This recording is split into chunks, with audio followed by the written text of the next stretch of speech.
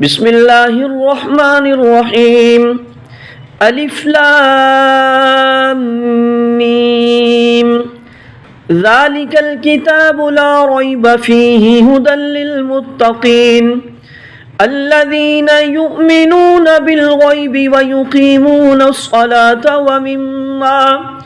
ومما رزقناهم ينفقون والذين يؤمنون بما أنزل إليك وما أنزل من قبلك وبالآخرة هم يوقنون أولئك على هدى من ربهم وأولئك هم المفلحون إن الذين كفروا سواء عليهم أأنذرتهم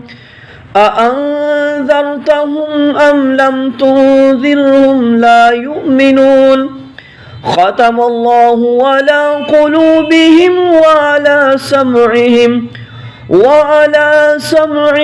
وعلى أبصارهم غشاوة ولهم عذاب عظيم.